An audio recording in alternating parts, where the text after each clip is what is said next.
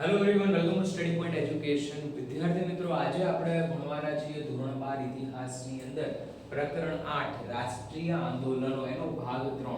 જાણું છું વિડિયો થોડો મોટો થઈ ગયો છે, પણ પ્રકરણ એટલું બધું સમજવા જેવું છે અને સારામાં સારા માર્ક્સ આ પ્રકરણમાંથી આપણને મળી શકે એમ છે. એટલે આખો આયરો વિડિયો પણ જોઈ લેજો, એટલે તમારા આખા 3 વિડિયોઝ તમે જોયેલા હશે એટલે એ પ્રકરણમાંથી કોઈ પણ તમને ડિફિકલ્ટી રહેશે નહીં. અને ખાસ વિદ્યાર્થી મિત્રો, આટલા સરસ મજાના તમારા માટે વિડિયોઝ બનાવી છે, ચેનલ સબસ્ક્રાઇબ કરવાનું કેમ ભૂલી જાઓ છો?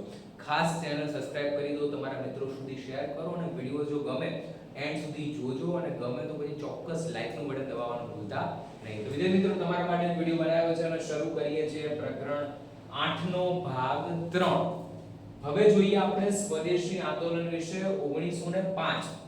જો શું થાય છે એ સમયની અંદર બંગભંગ અંતર્ગત કઈ તારીખે થાય છે બંગભંગ? 16 ઓક્ટોબર 1905 ની અંદર તમામ વિદેશી માલના બહિષ્કારનું આંદોલન અને સ્વદેશી આંદોલનના ઉપયોગને ઉત્તેજન આપવાનું એલાન અપાયું. અને આ આંદોલનની અંદર મુખ્ય 3 લક્ષણો હતા. 3 લક્ષણો યાદ રાખજો. તમને પૂછે સ્વદેશી આંદોલનના 3 લક્ષણો કયા હતા, તો એ ખાસ તમારે આપવાનું. પહેલું, સ્વદેશી માલનો વપરાશ કરવો, ત્યારબાદ વિદેશી માલનો બહિષ્કાર કરવો અને ત્રીજું, રાષ્ટ્રીય શિક્ષણ લેવું. 3 વસ્તુઓ. પહેલી તો પોતાની ભારતીય દેશની પ્રોડક્ટ છે એને વાપરવી, બીજું વિદેશી વસ્તુઓ છે એનો ત્યાગ કરવો અને ત્રીજી વસ્તુ છે જે છે રાષ્ટ્રીય શિક્ષણ, દેશને લગતું શિક્ષણ મેળવવું. બંગભંગની લડતને આ 3 સ્વરૂપે ઉગ્ર અને વ્યાપક બનાવવાના હેતુથી એક લડત સમિતિ રચવામાં આવી. હવે જો આ બધું જે આખું આંદોલન છે ને સક્સેસ કરવા માટે એક આખી સમિતિ રચાયેલી છે. સમિતિનું કામ શું છે? આ સમિતિ જે છે એ સુરેન્દ્રનાથ બેનર્જી, બપિન વિચિત્રપાલ પાલ અને રાસ બિહારી ઘોષ અને અરવિંદ ઘોષ એમ વગેરે કોંગ્રેસના આગળ પડતા નેતાઓનો સમાવેશ કરવામાં આવ્યો. સહી ઝુંબેશ જાહેર સભાઓની અંદર જે છે એ લોકો પ્રવચનો અને સંઘર્ષો અને દેખાવો શરૂ કરીને વિદેશી માલને જે છે એ લોકો ઉત્તેજન આપવા માટે વિદેશી માલના બહિષ્કાર માટેનું આંદોલન ઉગ્ર બન્યું. યાદ રાખજો વિદ્યાર્થી મિત્રો, ખાસ સ્વદેશી આંદોલન શબ્દ ઉપરથી ખબર પડે. તમને કદાચ 3 માર્ક્સની શોર્ટ નોટ પણ પૂછાય તો પણ એની અંદર તકલીફ પડે નહીં. અને બીજી વસ્તુ ખાસ વિદ્યાર્થી મિત્રો, આપણા WhatsApp ગ્રુપ ચાલે છે અને આપણા અલગ અલગ વિડિયો બનાવેલા છે આર્ટ્સના કન્ટેન્ટના. તો તમારે જોવા હોય તો ડિસ્ક્રિપ્શન તમે ખોલશો એટલે બધી જ વસ્તુ એની અંદર અવેલેબલ કરાયેલી છે. આપણી એપ્લિકેશન પણ આવી ગઈ છે. એપ્લિકેશન લિંક પણ અંદર જોવા મળશે. આપણા WhatsApp ગ્રુપમાં જોઈન થશો તો જે કંઈ પણ આપણી નવી અપડેટ છે એ બધી નવી અપડેટ તમને તરત જ મળી જશે. ત્યારબાદ જોઈએ, પૂરા 1 વર્ષ માટે રાષ્ટ્રીય શોકની જાહેરાત કરવામાં આવી. સરકારી હોદ્દાઓનો ત્યાગ કરવાની અપીલ કરવામાં આવી. જેટલા પણ લોકો ભારતીય લોકો હોદ્દેદાર છે એ બધાને કહેવામાં આવ્યું તમે હોદ્દો જ ત્યાગી દો, એટલે સરકાર જે છે આપોઆપ એ જે છે નિષ્ભંગ થઈ જશે, ત્યાં ભંગ થઈ જશે એમનું. ત્યારબાદ આંદોલન ચલાવવા માટે મોટું ભંડોળ જે છે એકઠું કરવામાં આવ્યું. સ્વયંસેવક દળ જે છે એની રચના કરવામાં આવી અને તમામ વર્ગના લોકોને આ લડતને અભૂતપૂર્વ ટેકો આપ્યો. દરેક વર્ગના લોકોએ જ્યારે પણ આપણે આઝાદી મળી છે એવું નથી કે એક કોમ દ્વારા અથવા તો એક પરિવાર દ્વારા મળી છે. સમગ્ર દેશના લોકોએ સાથે મળીને આઝાદી મેળવવા માટેના પ્રયત્નો કર્યા હતા. ત્યારબાદ બંકિમચંદ્ર ચટ્ટોપાધ્યાયનું આનંદ મઠ નવકયાનું જે છે એ ગીત વંદે માતરમ ઠેર ઠેર ગુંજતું થયું. આપણે વંદે માતરમ ગીત જે છે તમને પ્રશ્ન પૂછે MCQ માં કે વંદે માતરમ ગીત જે છે કોણે લખ્યું, તો બંકિમચંદ્ર ચટ્ટોપાધ્યાય. ત્યારબાદ સરકાર તરફથી વર્તમાન પત્રોને પણ રાષ્ટ્રીય જુવાવાળની નોંધ લીધી. ત્યારબાદ સ્વદેશી આંદોલનથી ભારતને ખૂબ લાભ થયો. જ્યારે વિદેશી માલના બહિષ્કારને પરિણામે ઇંગ્લેન્ડના વેપારને મોટો ફટકો પડ્યો. પ્રેસ, શણ વગેરે સરકારી જાહેર સાહસોમાં હડતાલો જે છે પડવાથી બ્રિટિશ સરકારને જે છે ભારે ખાસ કરીને જે છે નુકસાન થયું હતું. કારણ કે હવે એક વસ્તુ સમજો, એ લોકોની પ્રોડક્ટ ન ખરીદે વ્યક્તિઓ તો પછી આગળ એ લોકોનો દેશનો જે છે વિકાસ, એ લોકોની પાસે પૈસા મળવાના નથી. એ લોકો આપણી પાસે પૈસા પ્રોડક્ટ વેચીને આપણી પાસેથી પૈસા લેતા હતા. ત્યારબાદ વિદ્યાર્થી મિત્રો જોઈએ રાષ્ટ્રીય શિક્ષણ.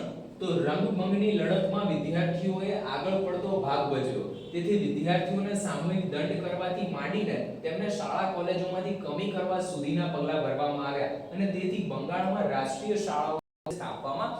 ખાસ વસ્તુ કે સીધી વસ્તુ છે, જ્યારે આંદોલન કેવું થાય શાળાઓમાં પણ થાય છે, ઘણીવાર એવી પ્રોબ્લેમ ને હોય આંદોલન એવું થાય એટલે શાળામાંથી નામ કમી કરી નાખે. તો અંગ્રેજોએ પણ એ જ પગલું ભર્યું. જેટલા લોકો આંદોલનકારી હતા અથવા તો આવી રીતે જોડાયેલા નામ કમી કરવાના પ્રયત્નો કરવામાં તેથી બંગાળ રાષ્ટ્રીય શાળાઓ પછી રાષ્ટ્રીય બંગાળમાં ઈસવીસન 1907 માં 25 રાષ્ટ્રીય માધ્યમિક શાળાઓ અને 30 રાષ્ટ્રીય પ્રાથમિક શાળાઓ હતી. રવિન્દ્રનાથ ટાગોરની શાંતિનિકેતન વિદ્યાપીઠ આ વિકાસ પામી હતી. બંગાળ ઉપરાંત અન્ય પ્રદેશોમાં પંજાબ, ઉત્તર પ્રદેશ, મધ્ય પ્રદેશ, મુંબઈ, મદ્રાસ વગેરે પ્રાંતોમાં પણ જે છે એ પદ્મ લડતના પ્રત્યાઘાતો પડ્યા અને ગુજરાતમાં પણ સ્વદેશી લડતનો જે છે પડો પાડ્યો હતો. ત્યારબાદ મુસ્લિમ લીગની સ્થાપના. તો મુસ્લિમ લીગની સ્થાપનાનો વિચાર ઈસવીસન 1906 ની અંદર સિમલાના સંમેલનમાં રહ્યો છે. તે સમયના વાઇસરોય ટીટો અને હિન્દી વજીર મોલરે સાથે મળીને હિન્દના રાષ્ટ્રવાદને કચડી નાખવા માટે યોજના બનાવી હતી. આમ અલગ પ્રતિનિધિત્વની માંગણી મુસલમાનોની નહીં પરંતુ અંગ્રેજોની નીતિની જ જે છે એ ઉપજ હતી.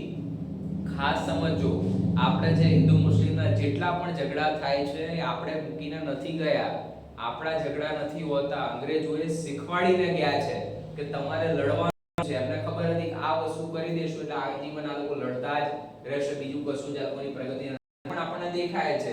અને આપણે જ્યારે આપણે ઝઘડા ને બધું ચાલતું હોય, જ્યારે હિન્દુ મુસ્લિમના દંગા ને એવું થાય એટલે ત્યાં આગળ અંગ્રેજો જે હોય એ લોકો રાજી થાય કે ચલો આપણા બાપ દાદા જે કરી ગયા છે એ લોકો હજી પણ ફોલો કરે. ત્યારબાદ મિન્ટોએ જ મુસલમાન સહયોગની નીતિ જે છે શરૂઆત કરી, મુસ્લિમોને સહાય આપી દીધી. તેમણે કેટલાક લેખકો મુસ્લિમ કોમવાદના પિતા કહે છે. કોઈએ તો એમ કહ્યું પણ છે કે પાકિસ્તાનના સાચા સર્જક મોહમ્મદ અલી જીણા કે રહેમતુલ્લાહ નથી, પરંતુ આ મિન્ટો જે છે એ જ હતો. એણે જોડે રહીને આખા પાકિસ્તાનની અલગ જે છે ભાગલાવાદી નીતિ બનાવડાઈ. એક અલગ મુસ્લિમ સંગઠનની રચના કરવા, મુસ્લિમ જે છે એને એક જૂથને સમજાવવા માટે અંગ્રેજો સફળ રહ્યા. પરિણામે મુસ્લિમ લીગની સ્થાપના ઈસવીસન 1906 ની અંદર થઈ. આ સંસ્થાની સ્થાપનામાં મુસ્લિમોના વડા આગા ખાન, ઢાકા નવાબ રાલી ઉલ્લાહ ખાન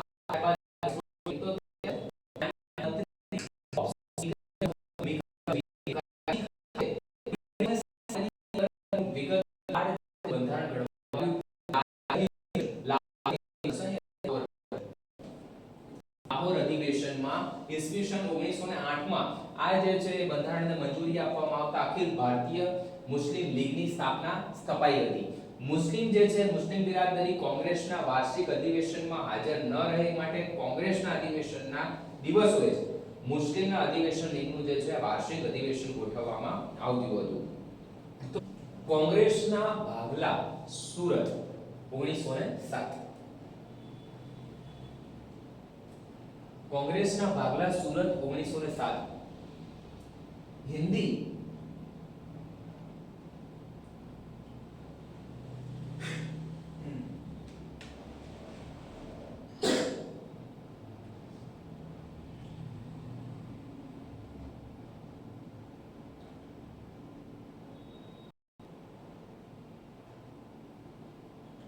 ચલો ત્યારબાદ કોંગ્રેસના ભાગલા સુરત 1907.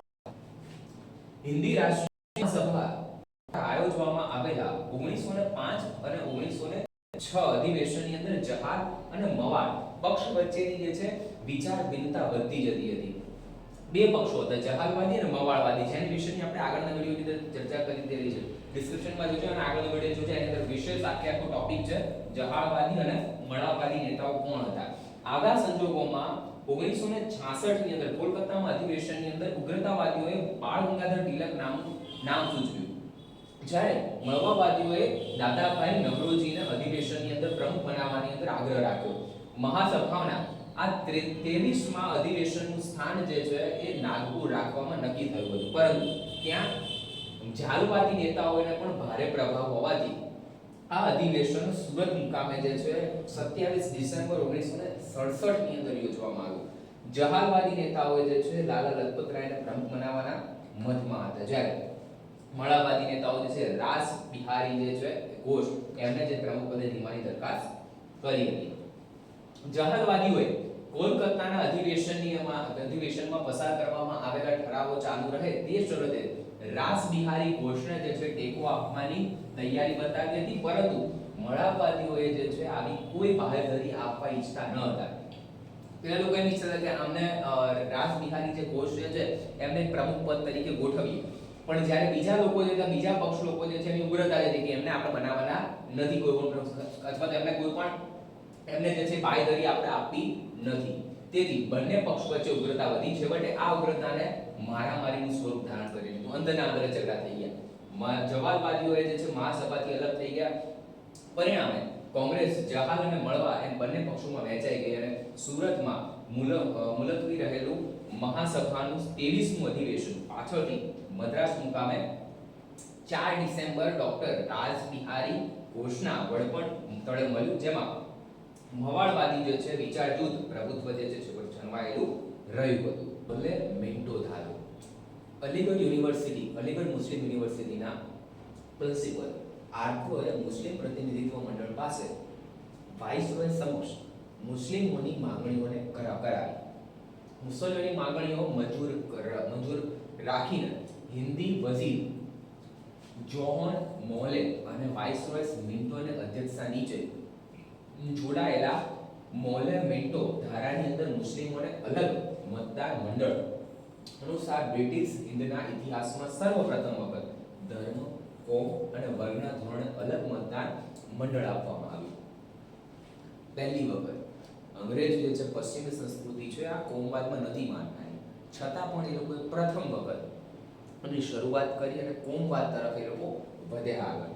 તેને કારણે હિન્દી રાજકારણની અંદર કોમવાદનું વિષ થયું. એટલું જ નહીં, પરંતુ તેની બેવડી અને આડકતરી ચૂંટણી પ્રથાને લીધે મધ્યસ્થ ધારાસભામાં સભ્યો અને પ્રાથમિક મતદારો વચ્ચે કોઈ સંબંધ જ ન રહ્યો. અને આ અહીં બંધારણીય અગ્રવતા કનૈયાલાલ માણેકલાલ મુનશીએ તેને કહેલું છે કે હિન્દની વિકાસ પામતી લોકશાહી ભાવનાનો ખૂન કરનાર સુધારાઓ જે છે ગણાવ્યો હતો. આ મોલે મિન્ટો ધારો જે છે એટલો ખતરનાક હતો, રાષ્ટ્રીયતા આખી એની તૂટી શકે એમની ભારત દેશની. બંગભંગ રદ અને રાજધાનીનું સ્થળાંતરણ. બંગભંગ લડતનો પડઘો બ્રિટિશ પાર્લામેન્ટમાં જબરજસ્ત પડ્યો અને પાર્લામેન્ટે પુનઃ વિચારણા કરીને માત્ર 6 વર્ષ બાદ બંગાળના ભાગલા રદ કરવાની ફરજ પડી. હિન્દવાસીઓનો આ એક યાદગાર વિજય હતો કે એમણે જે 6 વર્ષ બાદ આ જે બાંગ્લાના ભાગલા પાડવાની જે નીતિ છે રદ કરાવી, કે 6 વર્ષ થયા હતા. અને આ એક જબરજસ્ત વિજય હતો. એકતા દ્વારા અને સંગઠિત રહીને આપણે શું સિદ્ધ કરી શકીએ છીએ તે તેનો આ બોલતો પુરાવો હતો કે કેટલા પ્રમાણની અંદર જ્યારે આપણી પાસે એક યુનિટી હોય ત્યારે કામ થઈ શકે. આ દેશની ભાવિ રાષ્ટ્રીય લડતનું ભાવિ ઇતિહાસ તથા ભવિષ્યની પેઢીઓને માટે પ્રેરણા અને ઉદાર જે છે પદાર્થ પાઠ બંગભંગના આંદોલનોએ પૂરા પાડ્યા. ત્યારબાદ પર આંગણાની સ્થિતિ સંભાળી લેવાના ઇરાદા સાથે સરકારે બ્રિટિશ રાજની જ્યોર્જ પંચમને હિન્દની મુલાકાતે આમંત્રીને દિલ્હીમાં ગુપ્ત દરબાર ભર્યો 12 ડિસેમ્બર 1911 ની અંદર. આ સમારંભમાં જ્યોર્જ પંચમના માધ્યમથી બંગભંગ રદ કરવાની તેમજ ક્રાંતિકારી પ્રવૃત્તિઓના મથક બની જવા પામેલા કોલકાતાની રાજધાની જે છે ખસેડીને દિલ્હી લઈ જવાની જાહેરાત કરવામાં આવી. હવે અહીંયા શું થાય છે, કોલકાતા રાજધાની હતી પહેલા આપણી, બરાબર. ત્યારબાદ હવે શું થાય છે, એને ટ્રાન્સફર કરે છે દિલ્હીમાં. બંગાળના ભાગલા રદ થતા કોમવાદી મુસ્લિમોએ સરકારની ભારે ટીકા સાથે પોતાનો અણગમો જે છે પ્રદર્શિત કર્યો અને સરકાર બહુસંખ્યક મુસ્લિમોને છે અથવા તો હિન્દુઓ જે છે એને આગળ બહુસંખ્યક હિન્દુઓની આગળ ઝૂકી ગઈ એવો જે છે એ આક્ષેપ પણ કર્યા હતા. ત્યારબાદ હોમ રૂલ આંદોલન 1916 ની અંદર આ તમારે પૂછાઈ શકે છે 3 માર્ક્સની ટૂંક નોંધની અંદર. જહાલવાદી નેતા બાળ ગંગાધર તિલકને માંડલેની જેલમાં રાખવામાં આવ્યા 1908 થી 1914 ની અંદર. અહીં તિલક અને તેમના સાથીદારોએ ખાતરી થઈ કે હોમ રૂલ એટલે ગૃહ સ્વરાજ માટે આંદોલન કરવું જોઈએ. આથી તેઓએ પૂનામાં 28મી એપ્રિલ 1916 ની અંદર હોમ રૂલ લીગની સ્થાપના કરી. તિલકે જાહેર કર્યું કે સ્વરાજ મારો જન્મસિદ્ધ અધિકાર છે. સ્વરાજ એટલે કે મારા રાજ્યની અંદર મારો રાજ હો એટલે સ્વરાજ. અને એના મેળવીને જ હું જંપીશ. આમ તેમણે હોમ રૂલ માટેનું આંદોલન શરૂ કર્યું. અહીંયા આંદોલન છે, ટાઈપિંગ મિસ્ટેક છે. આંદોલન શરૂ કર્યું. શ્રીમતી એની બેન્સન પણ ચેન્નઈ ખાતે હોમ રૂલ લીગની સ્થાપના કરી. આ બંને સંસ્થાઓનો હેતુ બંધારણીય માર્ગે ગૃહ સ્વરાજ મેળવવાનો હતો. તિલકે પોતાના અખબારો કેસરી અને મરાઠાની અંદરના લેખોમાં લખીને તથા ભાષણો આપીને હોમ રૂલની તરફેણમાં લોકમત કેળવ્યો. આ દરમિયાન તિલકને લોકમાન્ય તરીકે જે છે બિરુદ આપવામાં આવ્યું. આપણને અલગ અલગ રીતે લોકમાન્ય તિલક પાક જોવા મળે છે, લોકમાન્ય તિલક સંસ્થાઓ, રોડ, બરાબર. તો લોકમાન્ય તિલક જે છે એને લોકમાન્ય નામ આપવામાં આવ્યું. ત્યારબાદ એની બેન્ચ ટુ ધ કોમનવેલ્થ સાપ્તાહિક અને ન્યૂ ઇન્ડિયા દૈનિક દ્વારા હોમ રૂલનો પ્રચાર કર્યો. કોંગ્રેસ, મુસ્લિમ લીગ વગેરે સંસ્થાઓને આ આંદોલનોને ટેકો આપ્યો. મોતીલાલ નહેરુ, ચિત્તરંજન દાસ જેવા નેતાઓ આ આંદોલનમાં જોડાયા. સરકાર વિરુદ્ધ લખાણ લખવા બદલ ધ કોમનવેલ્થ અને ધ ન્યૂ ઇન્ડિયા બંધ કરવાની ફરજ પાડવામાં આવી. સરકારના વિરુદ્ધ લખે, સરકાર ની હોય એટલે સીધી વસ્તુ છે કે લોકો આપણને કાયદેસરની કાર્યવાહી કરે. મદ્રાસ સરકારે એની બેન્સ્ટન ની ધરપકડ કરી લીધી અને ટાકામંડમાં નજરકેદ રાખવામાં આવ્યા. અને એની બેન્સ્ટન જે છે મુક્ત કરવા માટે સમગ્ર દેશમાંથી માંગણીઓ થઈ અને સભાઓ અને સરઘસ દ્વારા ઠેર ઠેર ભારે વિરોધ વ્યક્ત કરવામાં આવ્યો. બધી એની બેન્સ્ટનને છોડી દેવાની સરકારની ફરજ પડી અને અંતે બ્રિટિશ સરકારની હિન્દી વજીર મોન્ટેગ્યુને જાહેર કરવું પડ્યું કે બ્રિટિશ સરકારનું ધ્યેય વહીવટી તંત્રમાં હિન્દીઓનું પ્રમાણ વધારવાનું તેમજ ભારતને જવાબદાર રાજવંત તંત્ર આપવાનું છે. અને હોમ રૂલ લીગની સંસ્થાઓ જે છે, સંખ્યાઓ, શાખાઓ છે એ ઇંગ્લેન્ડ અને અમેરિકામાં પણ શરૂ થઈ. બરાબર. છેલ્લે અંતે સરકારને એ વાતની પણ સ્વીકૃતિ આપવી પડી. ત્યારબાદ આત્યંતિક રાષ્ટ્રવાદ. તો હવે રાષ્ટ્રીય આંદોલનોની ત્રણ વિચારસરણીઓ જોવા મળે છે. પહેલી ઉગ્રતાવાદી એટલે કે મળાવાદી, ઉગ્ર હોય. ત્યારબાદ ઉગ્રતાવાદી જે છે જહાલવાદી, અને ત્રીજી છે ઉગ્ર અર્થાત આત્યંતિક ક્રાંતિકારી. મળાવ એટલે ઉદારવાદી કે થોડું રિક્વેસ્ટ કરવાની. ઉગ્રવાદી થોડું આંદોલનો કરો, સામે જઈને આંદોલનો કરો, લડતો કરો એ. અને બીજું છે ઉગ્ર ક્રાંતિકારી, જોઈએ એટલે જોઈએ, ગમે તે થાય. બરાબર. જે આપણે ક્રાંતિની વાત કરીએ તો જે ખેડૂતની જે ક્રાંતિ થઈ, પણ દિલ્હીની અંદર જે ખેડૂતોનો જે કાયદો જે હમણાં આવ્યો હતો અને એને સરકારે જે રદ કરવો પડ્યો, તો એ જે છે ક્રાંતિકારી, એટલે ગમે તે થાય, ક્રાંતિ કરીને કાયદાને નષ્ટ કરવાનો છે.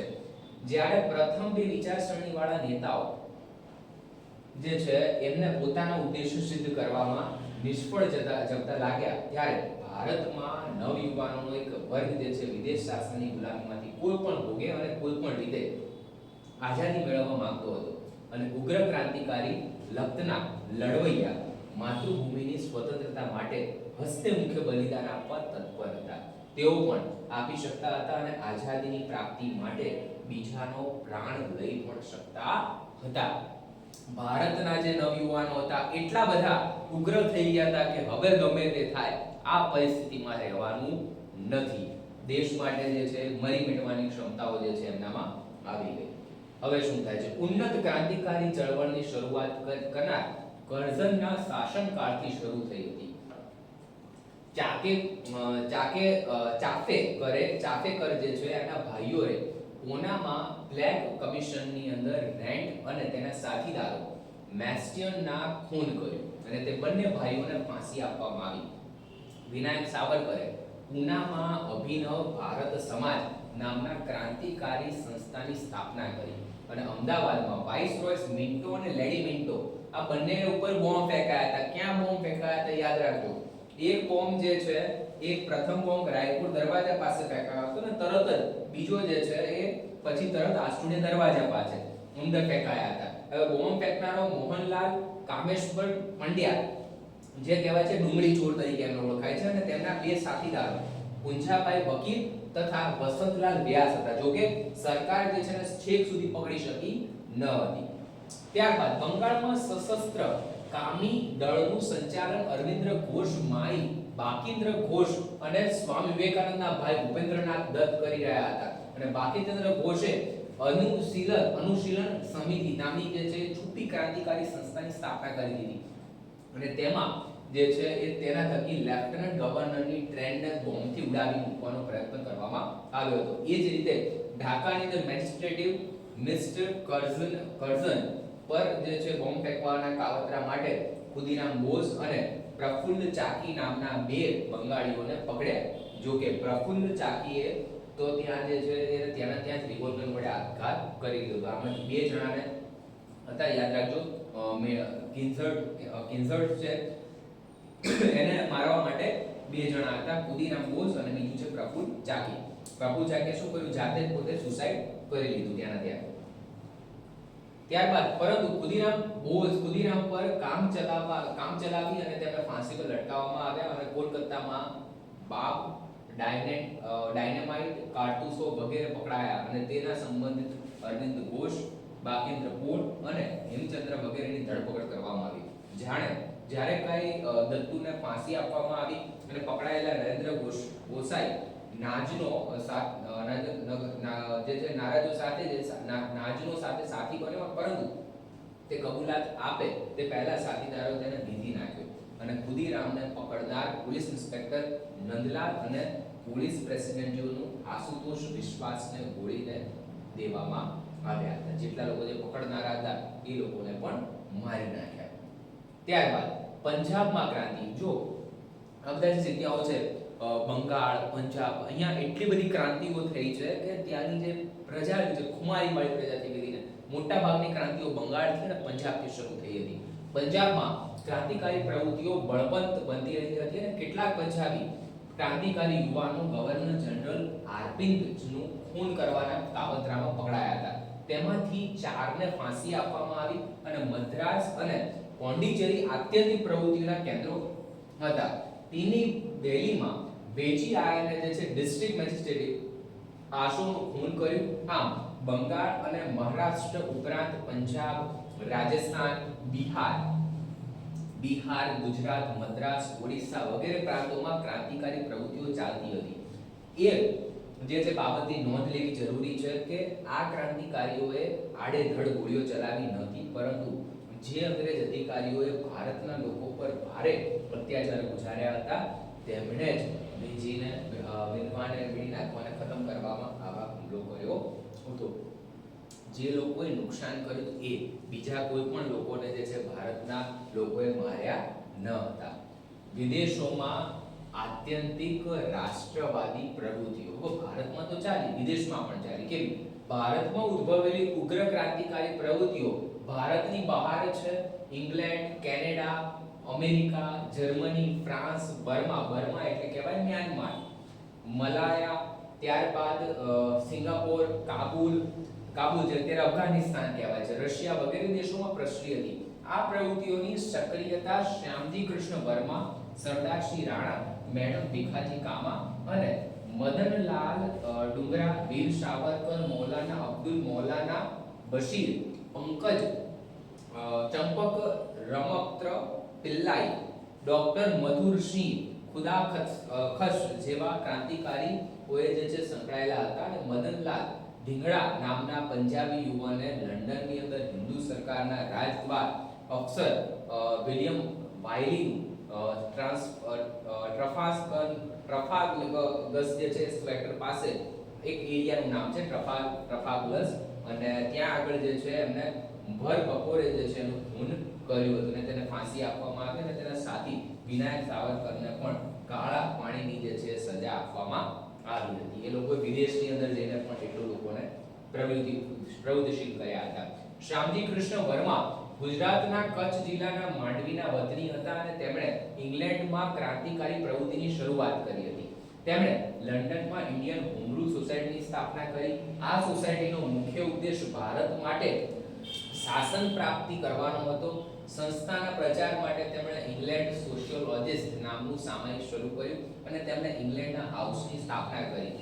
ત્યારબાદ નંદલાલ ઢીંગડા, વિનાયક સાવરકર અને લાલા હરદયાલ લંડન જઈને શ્યામજી કૃષ્ણ વર્મા સાથે જોડાયા અને મદનલાલ ધીંગડા અને વિનાયક સાવરકરની પ્રવૃત્તિની માહિતી આપણે આગળ જોઈ ગયા છીએ. લંડનમાં રહેવાનું સલામતી ભર્યું ન લાગતા શ્યામજી પેરિસ ગયા અને થોડા સમય પછી જેનીવા સ્વિટ્ઝરલેન્ડ ગયા અને જ્યાં તેમનું અવસાન થયું અને તેમને પત્ની ભાનુમતી પણ ત્યાં જ મૃત્યુ પામ્યા. અલગ અલગ જગ્યાએ ગયા. શ્યામજી કૃષ્ણ વર્માએ ખૂબ દેશના માટે પ્રવૃત્તિશીલ રહ્યા હતા. હવે વાત કરીએ મેડમ કામા. મેડમ કામા કોણ હતા? મેડમ કામા મૂળ ગુજરાત નવસારીના નિવાસી હતા. તેઓ મુંબઈ નિવાસી પારસી સુધારક સોરાબજી રામજી પટેલની પુત્રી અને રુસ્તમ માના પત્ની હતા અને પાછળથી મેડમ ભીખાજી રુસ્તમ કામા યુરોપમાં આવ્યા અને તેમણે જે છે પેરિસમાં ક્રાંતિકારી પ્રવૃત્તિ સાથે સંકળાયા. તેમણે જર્મનીમાં સ્ટુઅર્ટ ગાર્ડ શહેરની અંદર યોજાયેલી આંતરરાષ્ટ્રીય સમાજવાદી પરિષદનો ભારતનો પહેલો ધ્વજ ફરકાવ્યો અને તેમણે જે છે એ 1990 ની અંદર લંડન ઇન્ડિયન સોસાયટી મીટિંગની અંદર પ્રવચન કરતા તેમણે રેશમી ધ્વજ શ્રોતાઓના સમક્ષ રજૂ કર્યો હતો અને તેમાં સ્વદેશી અને વંદે માતરમ એમ બે શબ્દ લખાયેલા હતા. એક નવા ધ્વજની પણ સ્થાપના મેડમ કામા દ્વારા થઈ હતી. ત્યારબાદ હવે સમજીએ સરદાર શ્રી રાણા વિશેનો ઇતિહાસ. સરદાર શ્રી રાણા ગુજરાતના સૌરાષ્ટ્રના લીંબડી પાસેના કપારિયા ગામના વતની હતા. તેઓ શાહી કુટુંબ અને લીંબડી રાજ્યના હકદાર હોવા છતાં લગભગ સ્વતંત્ર પ્રાપ્ત સુધી પેરિસ અને લંડનમાં રહીને ભારતની આઝાદીની પ્રવૃત્તિશીલ માટે સંલગ્ન રહ્યા હતા. આ બધા રાજા રજવાડાઓ હતા છતાં પણ દેશના માટે કરી ચૂકવાની ક્ષમતાઓ એ લોકોનામાં હતી અને ખૂબ પ્રવૃત્તિ કરી છે. આ જેટલા પણ અહીંયા આપણને ક્રાંતિકારી દેખાય છે બધા ક્રાંતિકારીઓએ ખૂબ પ્રયત્નો કર્યા દેશની સ્વતંત્રતા માટે.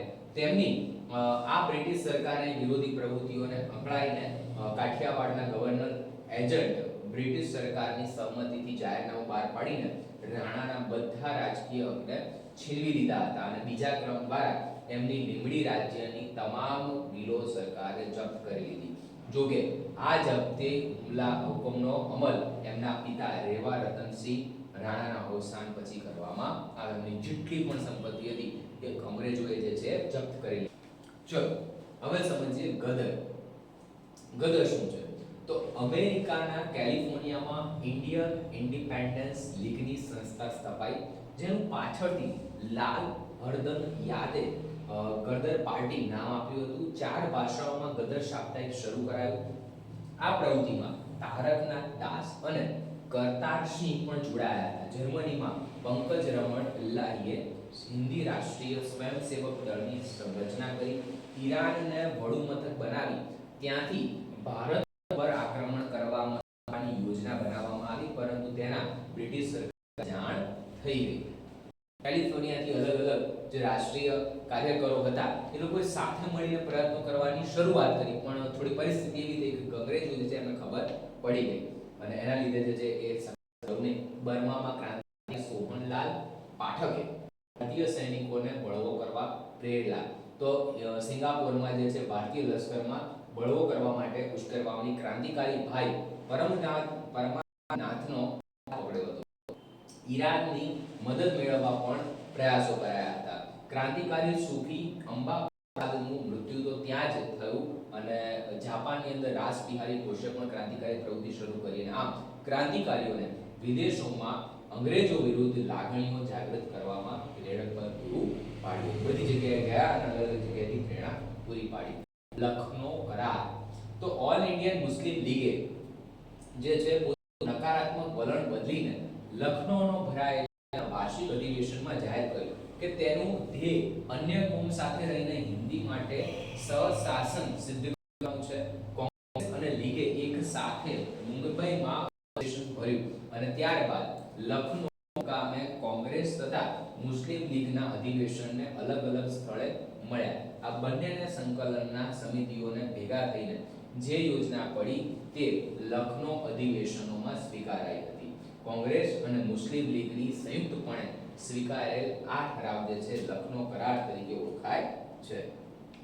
આ કરાર મુજબ મધ્યસ્થ સભામાં 80% સભ્યો નિયુક્ત સભ્યો પ્રમાણ 20% માંગણી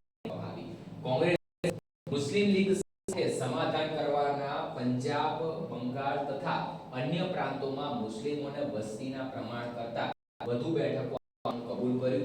તેથી હિન્દુ મુસ્લિમ વચ્ચેની જે કોમી એકતાનું વાતાવરણ સર્જાયું અને આ કરાર દ્વારા કોંગ્રેસે અલગ અલગ મતદાર મંડળોને સ્વીકૃતિ આપી. લખનૌ ખાતે મળેલા કોંગ્રેસના અધિવેશનમાં લોકમાન્ય તિલકની હાજરી આપી. અંતે કોંગ્રેસના અલગ પહેલા મળવાવાદી તથા ઢાલવાદી જે છે જૂથ એક થઈ જતા રાષ્ટ્રીય ચળવળમાં નવું જોમ આવ્યું અને ભારતની રાષ્ટ્રવાદી ચળવળના ઇતિહાસમાં લખનૌ કરાર ઘણો મહત્વનો ગણાય છે અને આ કરારથી કોંગ્રેસ તથા મુસ્લિમ લીગે રાજકીય પક્ષો તરીકે રાષ્ટ્રના હિતને મહત્વ આપ્યું. તેથી સ્વરાજ માટેની લડત જે છે એને બળ મળ્યું હતું. અહીંયા જે છે અલગ અલગ મળવા માટેની પ્રવૃત્તિ જે છે થઈ. ત્યારબાદ મોન્ટેગ્યુની જાહેરાત. હવે મોન્ટેગ્યુ જે છે એને શું જાહેરાત કરી? તો હિન્દી વઝીર મોન્ટેગ્યુએ સરકારના અંતિમ ધ્યેય તરીકે હિન્દને સાંસ્કૃતિક સ્વરાજ આપવાના સંદર્ભે જાહેરાત કરી. શું જાહેરાત કરી છે? તો જાહેરાત કરી, પરંતુ તેમાં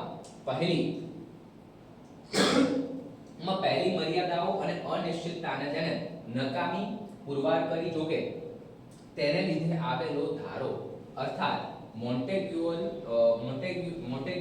ચેમ્સફોર્ડ કે અથવા તો મોન્ટેફોર્ડ ધારો તરીકે પસાર થયો. આ ધારાની દ્વિમુખી રાજ પદ્ધતિ હતી, જેવી કે પૂર્વ મિઝોરામના બંગાળમાં અમલમાં મુકાયેલી નિષ્ફળ યોજનાનું પુનરાવર્તન કરાયું હોવા છતાં તે ભારતીય બંધારણનો ઘણો મહત્વપૂર્ણ પાયો બની રહ્યો હતો.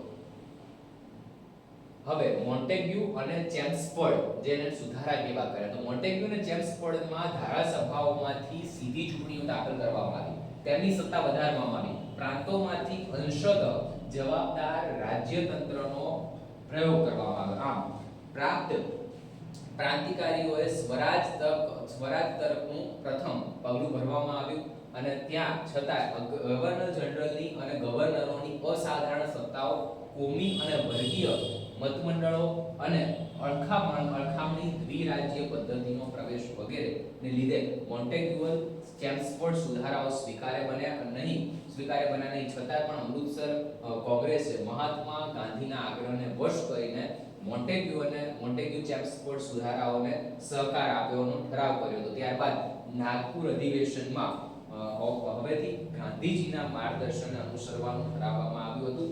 આથી જવાહરલાલ નહેરુ આ કોંગ્રેસને પ્રથમ ગાંધી કોંગ્રેસ કહે છે.